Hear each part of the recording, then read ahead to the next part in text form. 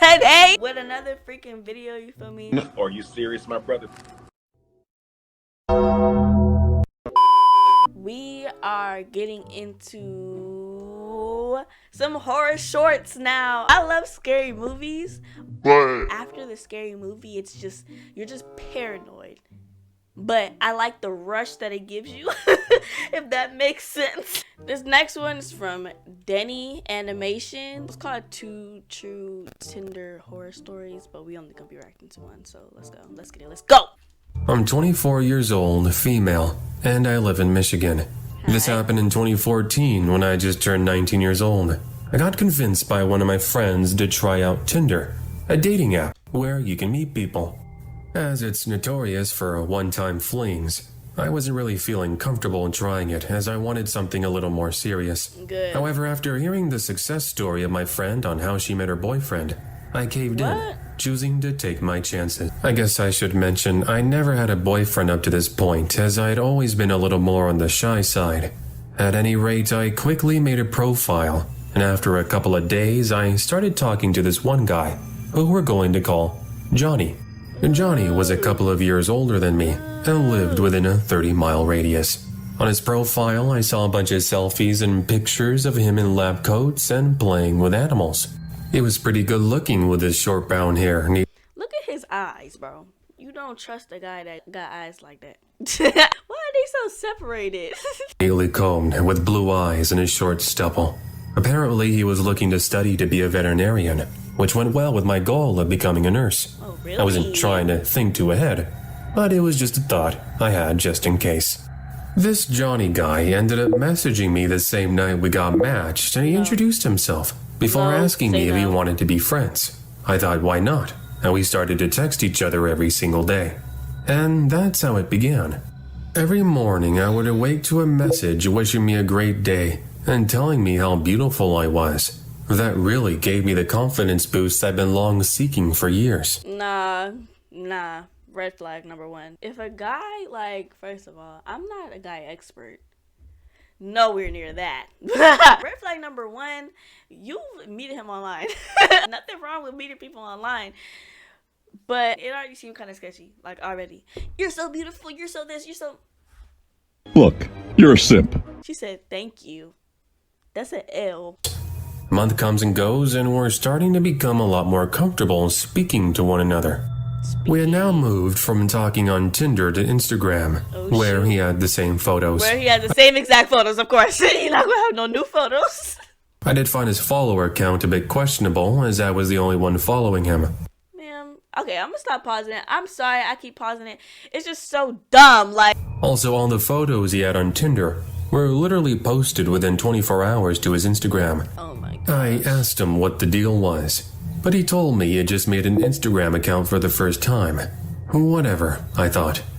One day I came up with the idea of doing a phone call, but he was always making up excuses of being busy with studying or attending classes. Get him out of here. I understood where he was coming from since I was busy with 5 classes myself, and I barely had time to even sit down to watch the TV. But the thing is, it got to be a little too much.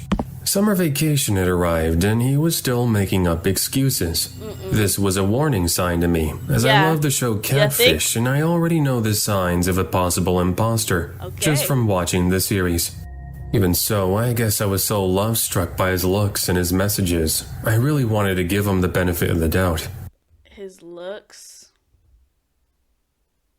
I mean... I ain't got the best taste, that's for dang on sure, but... Finally, however, we decided on a day and time to do a phone call, and that day arrives, with me eagerly awaiting my cell phone to ring. At a little past 9:30 p.m., I get a call from an area code matching Johnny's. I answer with my heart beating at 1,000,000 miles an hour, my palms sweating and shaking as I stumble over my words, giving a friendly greeting. Hello? Is this Johnny? Hello there, Ashley. Yes, this is him. How are you? Here's something I need to describe because obviously, just by typing it out, you would never know. His voice sounded very deep and old, if that makes any sense. It's like I was speaking to a 50-year-old. He claimed he had been in an accident when he was younger, which caused damage to his vocal cords. which explained why he was so hesitant to speak to me over the phone. But this is where I caught him on a possible lie. On one of his Instagram posts, he had a short 15-second clip of him covering a song from Imagine Dragons. And from what I heard, it sounded incredible. No signs of possible voice issues. I asked him about the video. He's just a little stupid. If you want to catfish right. Like, stop what you're doing and go back to whatever you was doing before, because catfishing is clearly not your thing. I'm sorry. But he says he had recorded it a long time ago and had a friend help him fix the voice in an editing software program. Don't forget that clip, by the way. He soon changed the subject as he started to tell me how deeply and madly in love he was with me, before dropping the question of wanting me to be his girlfriend. What? I was actually so taken aback that I actually said yes in shock.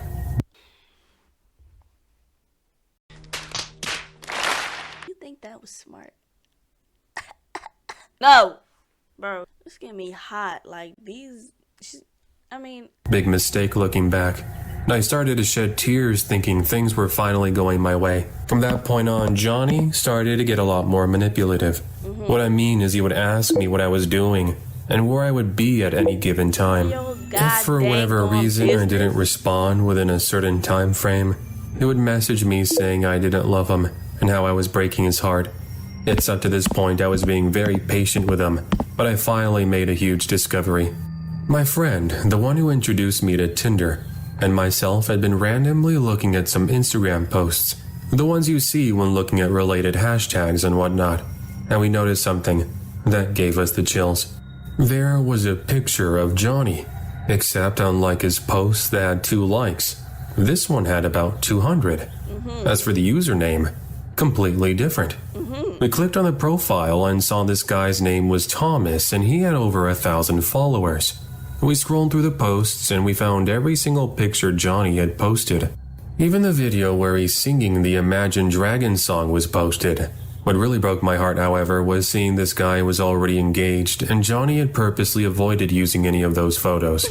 I started to cry as my friend held me in her arms and she called Johnny for me. To our surprise, he answered almost immediately with a very enthusiastic tone.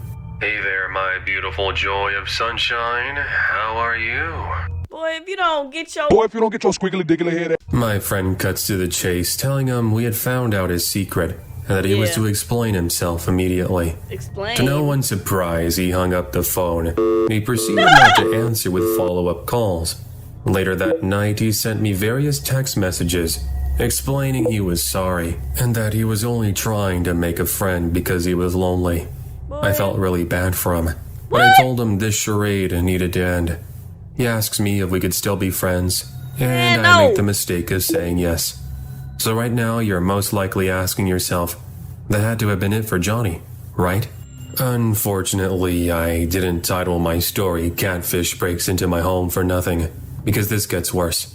It had been about 6 months since the last time I'd spoken to Johnny, and I now had my first official boyfriend. One day, we had returned from a double date with the same friend I'd been speaking of, and my boyfriend, who we will call Cameron, was dropping me off at my house. By the way, my parents were away for the weekend. Once we pulled up into my driveway, I told Cameron my parents had left him some avocados from our tree in the backyard that they wanted him and his family to have. So Cameron follows me inside as he waits for me in the kitchen since I wanted to go grab something from my room. This is when things go from fun and exciting to an absolute nightmare. Oh, jeez. Once I open my bedroom door, I see a couple of things. One, my bedroom window was...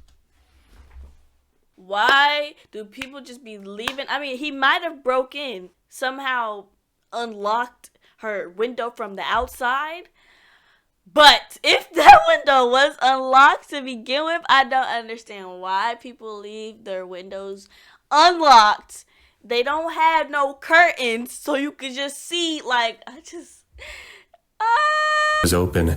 And 2, I saw movement underneath my bed. I then let out a scream when all of a sudden a man crawls out, almost as if I was in some sort of cheap, scary movie. This is a man in his late 40s. He was short, a bit overweight, with gray hair and glasses. Bro, this gives me the man chills. tells me to relax before saying he was Johnny and just wanted to meet me in person, but I'm already running to Cameron, who... Boy, you was my room under my bed talking about you want to meet me in person. We haven't even talked for months. So get up out my house playing. I ain't got no stick, but meets me halfway down the hallway. All I'm able to manage to get out was man in my room. My boyfriend, who concealed carries by the way, immediately runs into my room and finds the man trying to escape through the window. Look at him. My boyfriend asks him who he was and what he was doing in the house. What? All he says was he was sorry and that he was leaving. Well, he does just that by crawling out through the window and then running across the street to an SUV that I hadn't realized was parked there. I took a couple of quick photos of his getaway vehicle along with the license plate for evidence. Nice. Cameron That's then smart. calls my attention. That's the smartest thing you did throughout this entire video. Over to the bed. Chills run down my spine as my boyfriend pulls out a small pocket knife from under the bed. This boy was not playing. That had been left by this stranger. Or I guess I should say, Johnny. In any case, we called the authorities, and an investigation was launched almost immediately. Together with physical evidence and the text conversations I provided, I was able to get a restraining order, and he was never to contact me again.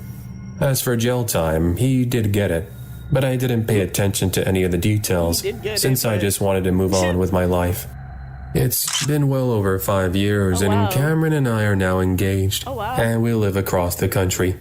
We don't post on social media anymore, and if for the rare times we do, we never reveal locations or even plans.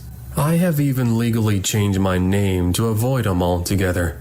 In case anyone is wondering, I believe this Johnny character found out where I lived because of some of my posts that I had public. Also, I contacted the original Instagram account of who Johnny took the photos from, and he was just as equally freaked out as me. Last I checked, I wasn't able to find him anymore, since I'm pretty sure he either changed his username altogether, or he got rid of his account. I mean, why would you want to find him? Oh, oops, I didn't mean to do that. Alright. Oh, sorry. Next motherfucking video is another horror shorts party video. See, okay, here's the story. I can't really find, like, individual stories. I've been trying to find them, but they're all just in one like thing. It's kind of like annoying because I can't find one that's like separate. But right now we got 3 true ding dong ditch horror stories, but I'm only reacting to one of them, so it ain't 3, it's 1. Ding dong ditch, let's go. Did y'all used to ding dong ditch? I ain't ding dong ditch. That's stupid. Like, that's really dumb. This story happened a couple of years ago. But if you ding dong ditch, I'm not calling you stupid. I'm just saying ding dong ditching is stupid. Unless you know the person, then it's funny. But when I was a freshman in high school, I remember me and my buddy Jay would go play Nicky Nine Door, otherwise known as Ding Dong Ditch, which was a game where you would go to a random person's door and knock while running away before it got answered. Me and Jay loved to do this kind of thing, especially on Friday nights when the school week was over. This man full robe. Y'all don't look to see if somebody's there first. Do y'all like really just open the door? And he got windows right there. He could just, you know what? We were the modern day little rascals, looking to get a kick out of seeing any adults become annoyed by our childish antics. One day, during gym class, me and Jay sat on the bleachers while collectively discussing what potential houses we could prey on next. That's when Jay suggested our school janitor, Mr. G, as he casually mopped the side of the gym floor in front of us. Like, look how he's mopping. He's not even mopping right. He's a menace. Don't mess with him, bro. Dude, let's hit his house tonight. Apparently his house is notorious for being nine-doored all the time. I don't think that's a good idea, dude. Didn't you hear his daughter died? Oh yeah. Poor little thing was getting teased too much for having pet squirrels. Pet squirrels? What? Yeah, she was the laughingstock of the school because it was rumored that Mr. G collected squirrels and brought them home just so his daughter could have some pets. Really? Okay, first of all, why is this kid's hand so broken?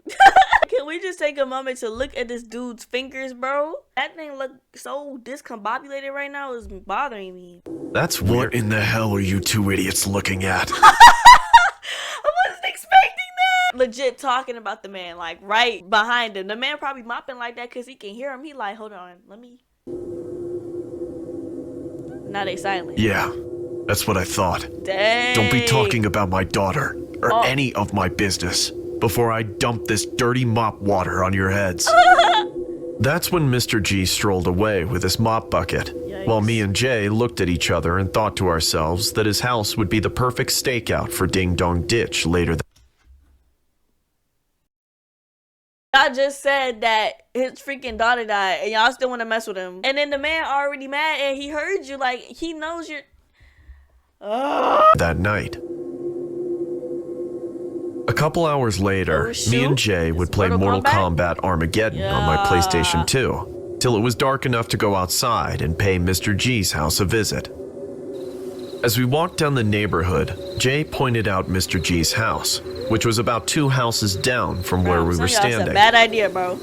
We played rock, paper, scissors to decide who was going to be the Ding Dong Ditcher. And of course, as fate would have it, I lost with scissors, while Jay held rock. I casually approached Mr. G's porch without making it obvious to any potential onlooking neighbors that we were doing anything suspicious.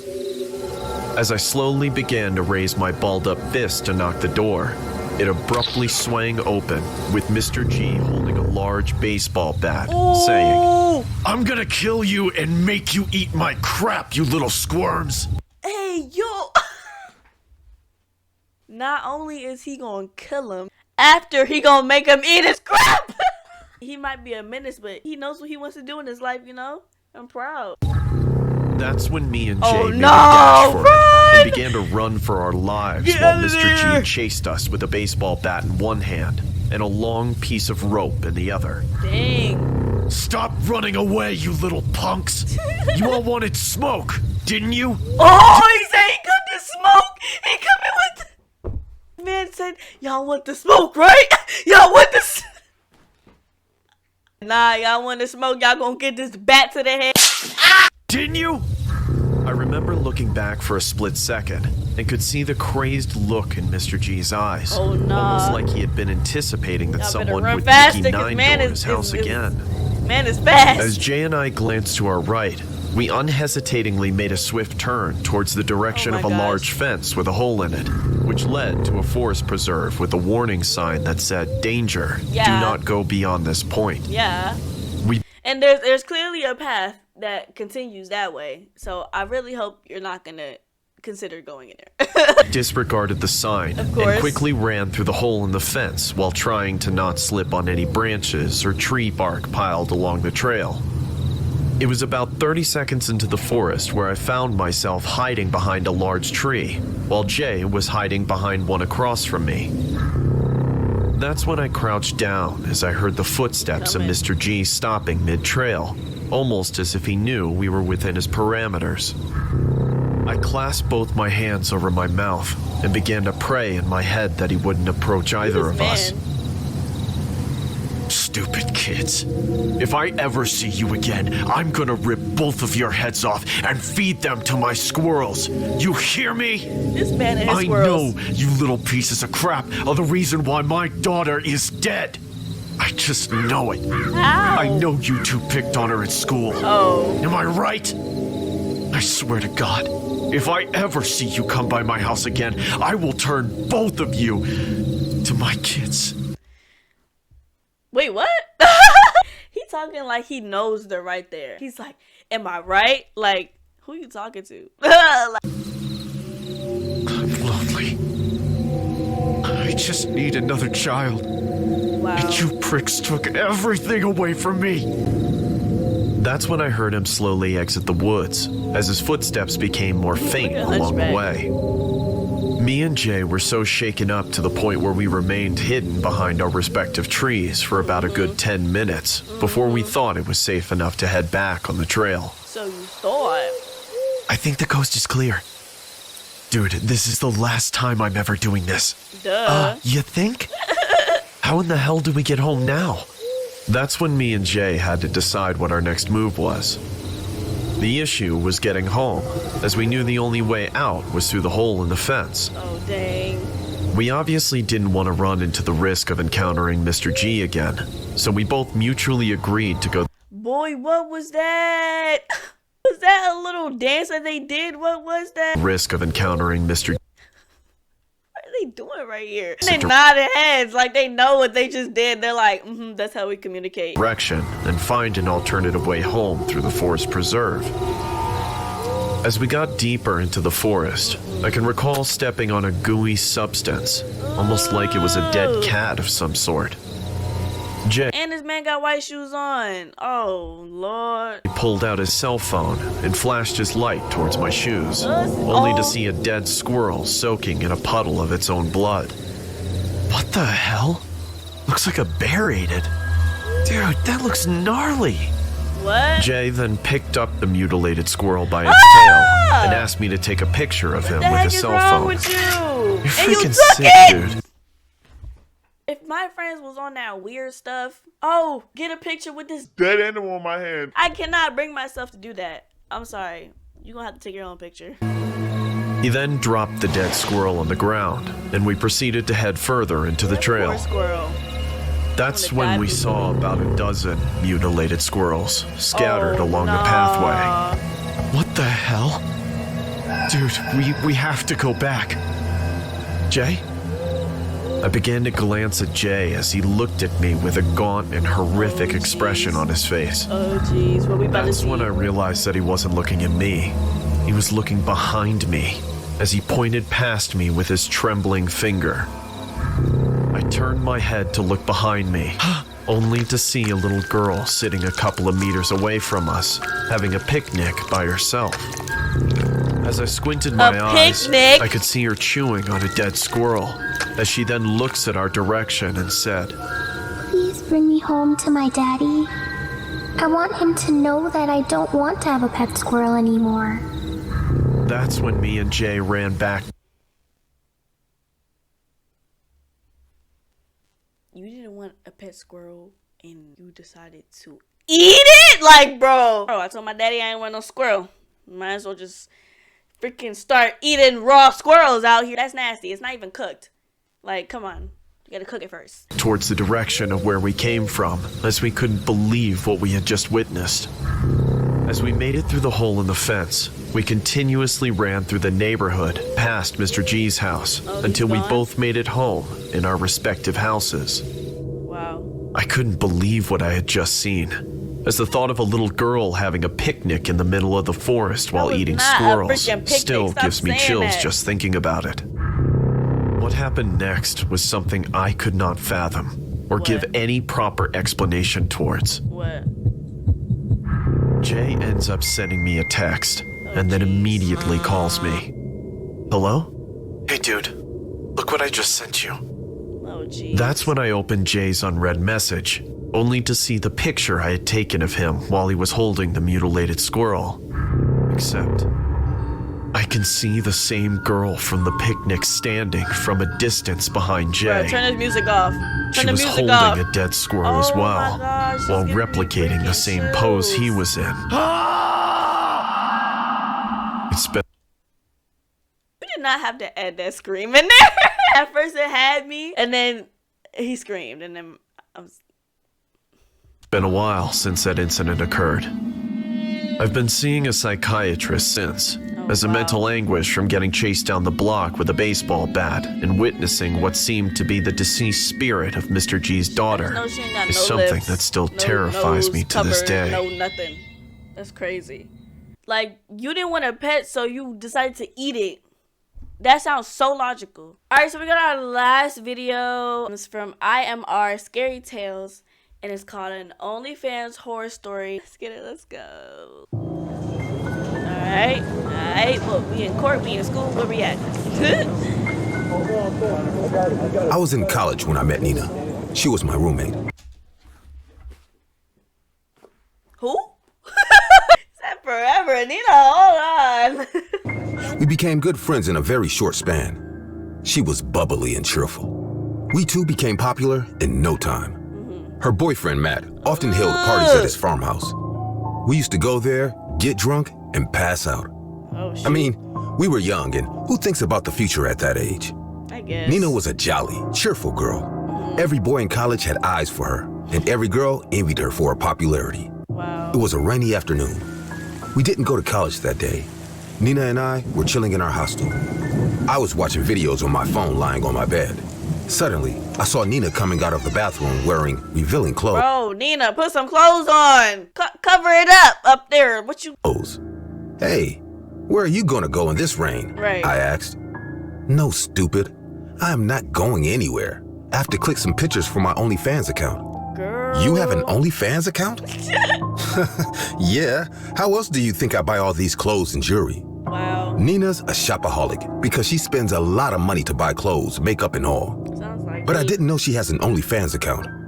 I said in a worried voice, but Nina, do you think it's a safe way to earn money? I mean, there's so many creeps out there, and what if someone takes advantage of your photos? Relax. I don't show my face in those pictures, and anyways, no one is interested to see my face here. I felt a little relieved that at least she is keeping her identity hidden. Since that day, Nina often dressed up and clicked photos to post on her account. She didn't tell her boyfriend about that and made me swear not to tell anyone either. She was my best friend. I had to listen to her. One day, Nina and I went to work out in the college gym. We were exercising on our own when suddenly we heard a squeaky voice behind us. You girls come here often? I know it's not a man trying to spit game. And she said a squeaky voice at that. Not even no deep voice. Not even no nice voice. A freaking squeaky voice. Don't come up to me with no, you girls come here often. No, bro. Turning back, we saw Miss Stanley. It's a girl. She's our librarian. Hello, Miss Stanley, I said in a cheerful voice. But she didn't even look at me. Instead, she said to Nina, you have a beautiful figure, darling. Ooh. Nina smiled, saying, oh, you are so sweet, Miss Stanley. She checked her out from top to bottom and said, is that a mermaid tattoo on your waist, Nina? Yes, Miss Stanley. You like my tattoo? Miss Stanley laughed and walked away. She is fond of you, it seems. She didn't even reply to me. How rude, I said in an upset voice. She wasn't Oh, interested. my little Portia, you are beautiful too. But you need to be attractive to catch people's eye. And that's supposed to be your best friend. Talk about fake! She's like, yeah, you're cute. But you gotta look like me. And you know, I got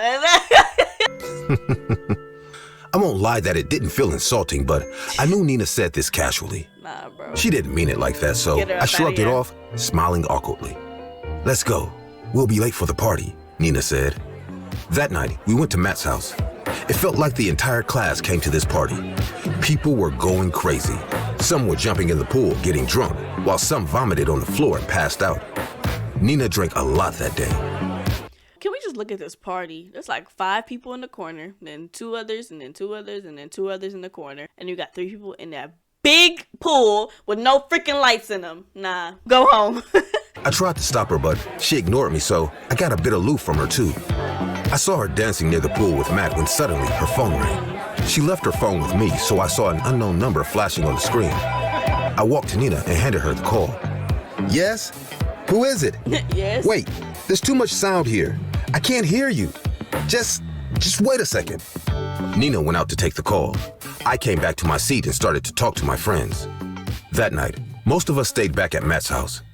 I woke up hearing Matt shouting out loud. Then where the hell did she go? How come none of you saw her leaving? Come on! Someone say something! I be that one friend. She did, bro. Oh, nah, bro. The librarian killed her, bro. What happened, Matt? There you are, Portia. Where's Nina? You must know where she is. I scratched my sleepy head and said, I don't remember. She was here only. But what happened? Matt replied in a panicked voice. Nina is nowhere to be found. Since last night, no one has seen her. I even called the hostel. She didn't go there. Neither is she in class. Ooh. I have called 1,000 times since morning. Her phone is on switched off mode. It's on switched off mode. Her phone is turned off. How about you say that? Bro, her phone is on switched off mode.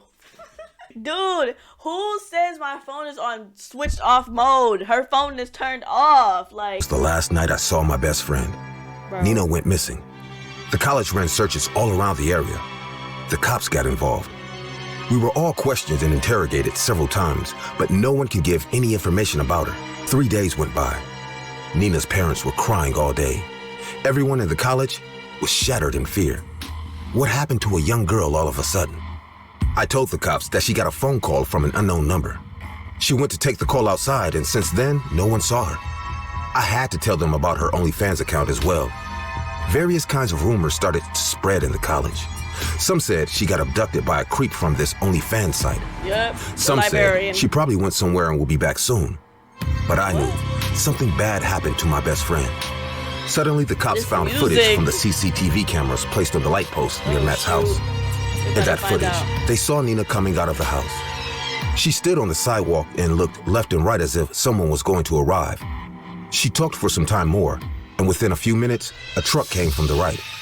She got close to the truck to see who it was, and suddenly, the driver's side window rolled down. The driver didn't come out of the truck, but Nina got into the truck. What? It implied that whoever was in the truck was known to her. Even though the cops didn't see the truck driver, they could spot the license plate number of that truck. And the next day, our college campus got flooded with cop cars. Cops came and arrested Miss Stanley. Yes, it was her truck. She picked Nina up in front of Matt's house. And once Nina got inside her truck, she never came back. The cops searched her house and found 2 dead bodies in her basement. One was her husband, Mr. Stanley, and the other was Nina. I just don't understand. Why would you get in the librarian's car? Like, what makes her, oh yeah, come on, we're gonna get some books. Maybe they'll explain it. I don't know. Let's see. The entire college was shocked as hell. Miss Stanley murdered Nina? But why? After 2 days of strict interrogation, Miss Stanley finally confessed. She said her husband was cheating on her with Nina. He first saw her in OnlyFans and got into an affair with her. Miss Stanley said her husband was spending a lot of money on Nina. She fought and told her husband to leave her many times, but he never listened. I saw her confession tape. She was screaming and yelling. These girls think they own this world. I recognized that this is the bitch who's worn my husband the moment I saw her mermaid tattoo. I'm not going nowhere, but still. She is livid. I feel so bad, bro. Nah, well, I can't do nothing now. I had so much fun beating her to death when she screamed and screamed. Oh yeah, she's psycho. I even made my husband watch her die. I said to him, "Are you not enjoying this, darling? You enjoyed it when she posed for you like a slut on OnlyFans. Are you not enjoying this now?" My best friend was beaten to death by this psycho. He only died with his underwear on, bro. She really said, nah, strip now. Underwear on. Girl, dead. Bro, I'm just trying to figure out how she got her to her house in this little dungeon, whatever this is. A woman. She stabbed her husband to death. Sometimes I sit in my room and rewind that moment when Nina went to take the call outside. If only I could rewind time and make things right again. But you can't. So. Alright, so that's going to do it for this video. I just want to thank you for watching. Unless you skip to the end, that doesn't really make no sense going back and watch it. But if you didn't and you watched the whole thing through, I just want to say thank you so much. If you enjoyed this video, you already know what to do. Leave a like so that I know that you enjoyed this video so I can make more of this content. And I just want to say thank you again for watching, and you know, hit that subscribe button if you haven't already. Oh, and all the original videos will be in the description down below, so you can go watch it for yourself, because you know I pause it a lot, so you know I understand. So